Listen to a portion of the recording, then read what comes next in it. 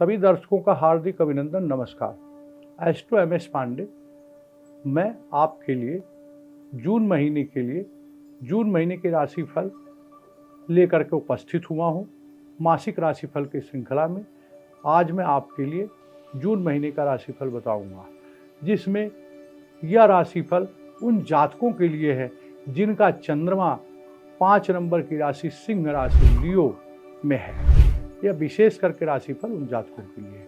सभी दर्शक गणों को मैं एक बात बता देना चाहता हूं कि कई लोगों की कंप्लेंट रहती है कि ये राशिफल लागू नहीं होता है, तो एक चीज़ ध्यान कर लें, जिसको ज़्यादा जानकारी करनी है, विशेष जानकारी करनी है, उनको अपनी कुंडली दिखवानी होगी, क्योंकि हर जातकों का दशा अंतरदशा प्रत्यंतर दशा अलग अलग होता है और साथ साथ कुंडली में चंद्रमा की स्थिति अलग अलग होती है, नक्षत्र अलग अलग होता है, नक्षत्र का चरण अलग अलग होता है, नवमांसा में ग्रहों की पोजीशन अलग अलग होती है और उसके साथ साथ डिविजनल चार्ट में पोजीशन अलग होती है। तो अगर आप राशि से सोचें कि आपका एक्यूरेट प्रेडिक्शन होगा तो नहीं है।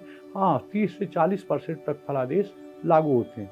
और इससे पहले मैं बार बार आपको ये बात रिमाइंड कराता चलता हूँ कि जो बड़े ग्रह होते हैं, जैसे गुरु हो गए, शनि हो गए, राहु हो गए, केतु हो गए, जो धीमी गति के ग्रह हैं, लंबे समय तक एक राशि में संचरण करते हैं, इनका प्रभाव वार्षिक राशिफल में पूरे लंबे समय के लिए देखने को मिलता है। बाकी मासिक राशिफल में जो धीमी गति के ग्रह हैं, जो तेज गति के ग्रह हैं, जो जल्दी जल्दी राशि बदलते हैं, जैसे चंद्रमा हो गया, सूर्य हो गया, बुध हो गया, शुक्र हो गया, मंगल हो गया, ये तेज गति के ग्रह हैं, इनका महत्व बढ़ जाता है। तो सबसे पहले मैं आपको बताऊं कि आपका चंद्रमा अगर लियो में है, सिंह राशि में है, तो सिंह राशि के लॉर्ड जो है वह सूर्य होते हैं। सूर्य इस समय आपके 10वें भाव में सूर्य दिग्बल प्राप्त होता है उसको, तो सूर्य बुध के साथ बुध आदित्य योग बना रहे हैं 10वें भाव में। सिंह राशि वालों के लिए बड़ा ही उत्तम समय है यह। आपकी पर्सनालिटी, आप फर्स्ट हाउस जो होता है, लग्न जो होता है, वो बड़ा महत्वपूर्ण हाउस होता है और लग्न आपकी सोच को बताता है, आपकी पर्सनालिटी को बताता है, आपके कार्य करने की क्षमता को बताता है। इस प्रकार से पूरे महीने आपकी स्थिति अच्छी बनी हुई है, क्योंकि आपका लग्न लॉर्ड सूर्य जो है वो बुध के साथ बुध आदित्य योग में है और साथ साथ जो है गुरु के साथ भी बैठा हुआ है, गुरु के साथ भी सूर्य का संयोग है, शुक्र के साथ है। तो शुक्र बुध या मिलकर लक्ष्मी नारायण योग और सूर्य बुध मिलकर के बुधादित्य योग और शुक्र और गुरु मिलकर के 10वें हाउस में आपके जो है शंख नामक योग, अच्छा योग क्रिएट कर रहे हैं। तो आपके कार्य की स्थिति बहुत ही सुंदर बनी हुई है। तो मैं आपको एक चीज़ बता दूं, सबसे पहले मैं फर्स्ट हाउस से बताता हूं आपको। फर्स्ट हाउस आपकी लग्न, आपके पूरे महीने स्वास्थ्य ठीक रहेगा, कार्य करने की क्षमता अच्छी रहेगी, आप तेजी से काम कर पाएंगे। पिछले महीना जो आप काफ़ी रूप अशांत चल रहे थे, वह स्थिति इस महीने आपकी चेंज हो जाएगी। आपको फंसा सा आप महसूस कर रहे थे, किसी काम में आपको दिक्कत लग रही थी कि काम मेरा हो नहीं रहा है, बट वो 1 जून से स्थिति ठीक हो जाएगी, क्योंकि सूर्य की स्थिति अच्छी हो गई और सूर्य जो है 13 जून तक वृषभ राशि में रहेंगे। तो 13 जून के बाद 14 जून से लेकर 30 जून तक सूर्य मिथुन राशि में रहेंगे, 11वें भाव में, इच्छा पूर्ति के भाव में। 11वें भाव को इच्छा पूर्ति का भाव, तो लग्न लॉर्ड की पोजीशन जो है बड़ी अच्छी है, अभी 10वें भाव में है और 15 जून के बाद सूर्य बुध शुक्र आपके 11वें हाउस में चले आएंगे, तो लाभ की स्थिति में इजाफा होगा। 15 तारीख तक कार्य की रफ्तार थोड़ी स्लो रह सकती है, बट 15 के बाद तेजी पकड़ लेगी और काम धाम आपके अच्छे होने से आपकी सोच में बदलाव आएगा, आपकी पर्सनालिटी में अच्छा लगेगा और आपका हेल्थ भी अच्छा रहेगा इस महीने। और सूर्य जो है इस समय वर्तमान में सूर्य जो है, सूर्य देव इस समय रोहिणी नक्षत्र में गोचर कर रहे हैं 7 जून तक। 1 जून से 7 जून तक रोहिणी नक्षत्र में है, 8 जून से लेकर के और ये 21 जून तक सूर्य जो है मृगशिरा नक्षत्र मंगल की नक्षत्र में, 22 तारीख से लेकर के 30 तारीख तक आर्द्र नक्षत्र राहु के नक्षत्र में लग्न रहेंगे। थोड़ी सी महीने का लास्ट में आपको थोड़ी सी दिक्कत हो सकती है, एक अज्ञात भय, भ्रम, हल्का फुल्का स्वास्थ्य से संबंधित परेशानी, वो लास्ट वीक में रहेगी। समय रहते उसका उपचार, योग, अभ्यास, प्राणायाम, खान पान का ध्यान रखेंगे तो उससे भी आप निजात पा लेंगे। तो शुरू से प्रारंभ से स्थिति बड़ी अच्छी बनी हुई है।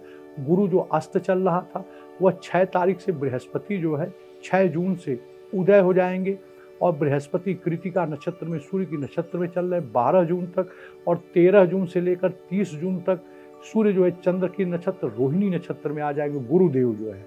तो गुरुदेव की स्थिति भी बड़ी सुंदर हो रही है। तो गुरु सूर्य जो है गुरु के साथ, बुध के साथ, शुक्र के साथ दसम भाव में मौजूद है और शनि जो है कर्म का कारक शनि सिंह राशि वालों के लिए सप्तम भाव में, राशि से सप्तम भाव में शनि काल पुरुष की कुंडली का तुला राशि पड़ती है वहाँ पे, जिसमें शनि उच्च के होते हैं। तो इस प्रकार से प्रॉपर्टी लेने का, व्हीकल, प्रॉपर्टी, व्यवसाय के क्षेत्र में आप अच्छे खासी सफलता प्राप्त करने का योग बना हुआ है, क्योंकि 11 आपके जो है कि कर्म क्षेत्र का लॉर्ड शनि सप्तम में बैठा हुआ, सूर्य की स्थिति अच्छी है और जो द्वितीय भाव है वो धन भाव से संबंधित है, वहाँ पे केतु बैठे हैं। धन के लिए केतु की स्थिति चंद्र से द्वितीय अच्छी होती है। धार्मिक यात्रा का योग बन रहा है, आप अपने परिवार कुटुंब के साथ धार्मिक यात्रा पे जा सकते हैं। और केतु देव हस्त नक्षत्र में, चंद्रमा की नक्षत्र में विद्यमान है, बुध की राशि में है। तो केतु देव ऐसा काम करेंगे जैसा जो है कि चंद्रमा और बुध की स्थिति जैसी होगी। केतु चंद्रमा का रिलेशन अच्छा नहीं है, इसलिए जो है थोड़ा बहुत जो है माता के हेल्थ का विशेष ध्यान रखें, क्योंकि माता को कमर और कंधा और पैर इन तीनों जगह पे हल्की फुल्की परेशानी हो सकती है, हड्डियों में दिक्कत हो सकती है। समय रहते उनका उपचार कराएं। आपके स्वास्थ्य की पोजीशन अच्छी बनी हुई है, हालांकि आपके स्वास्थ्य की पोजीशन अच्छी की 7वीं दृष्टि शनि की पड़ रही है लग्न पे, तो आप भी अपने खान पान का विशेष ध्यान रखें। स्वास्थ्य में कोई मेजर दिक्कत नहीं महसूस दिखाई पड़ रही है। जून महीना आपके लिए उत्तम रहेगा और इस प्रकार से जो 3rd भाव है आपका पराक्रम का भाव है, वहाँ का लॉर्ड सूर्य जो है वो बुध के साथ आपके दसम भाव में बैठे हुए हैं और उसके बाद वो 15 जून के बाद सूर्य की स्थिति 13 जून के बाद 14 जून से मिथुन राशि में चले जाएंगे सूर्य जो है। और अभी सूर्य जो है चंद्रमा रोहिणी के नक्षत्र में चल रहे, बाद में मंगल के नक्षत्र में चले जाएंगे। तो 15 जून से लेकर के 30 जून तक सूर्य बुध शुक्र आपके जो है 11th हाउस, इच्छा पूर्ति हाउस में रहेंगे। तो शुक्र आपके 3rd भाव का कारक, पराक्रम भाव का कारक, इच्छा पूर्ति के घर में 15 जून से 30 जून तक उत्तम लाभ की स्थिति क्रिएट रहेगी। धन लाभ होगा, आपके किए गए प्रयास सफल होंगे, आपके व्यवसाय में विस्तार होगा।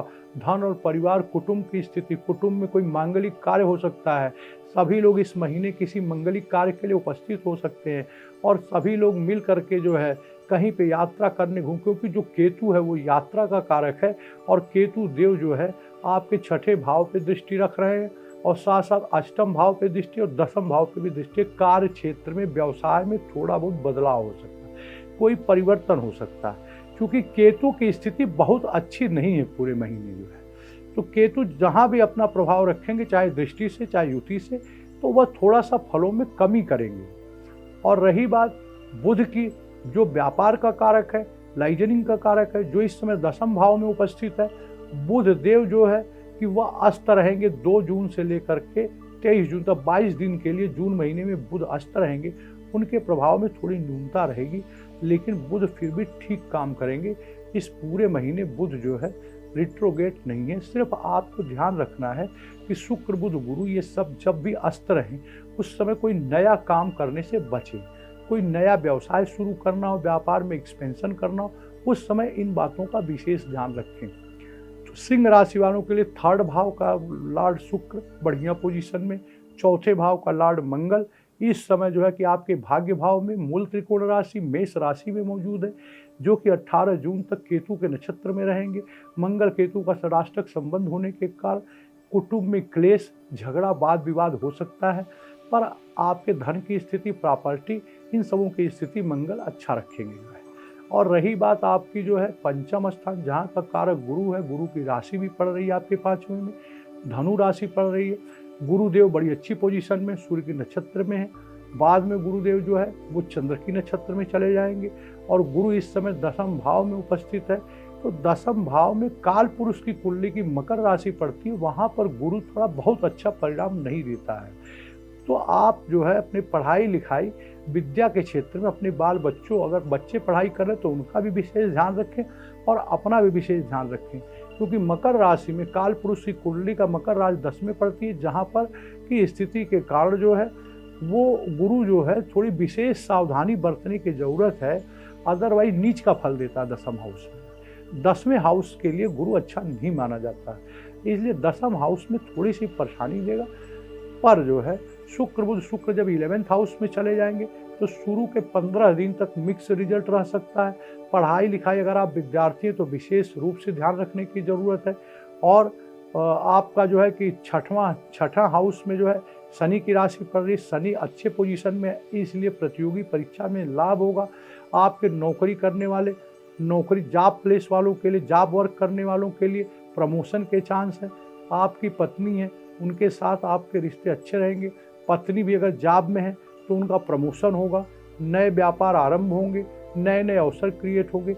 हेल्थ का विशेष ध्यान रखें, क्योंकि राहु अष्टम हाउस में विराजमान है, तो थोड़ी बहुत भी परेशानी होने पर आप अपने हेल्थ का ध्यान रखें और माता के हेल्थ का विशेष रूप से ध्यान रखने की ज़रूरत है। और बाकी काम धाम में भाग्य आपका साथ देगा।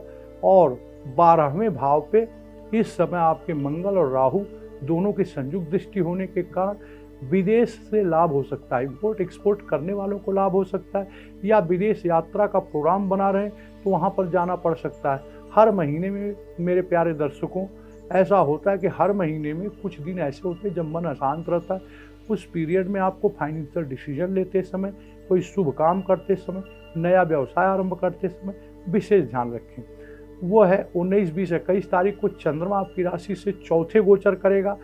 1, 2, 28, 29 को चंद्रमा आपकी राशि से 8वें गोचर करेगा और 10 और 11 जून को चंद्र आपकी राशि से 12वें गोचर करेगा।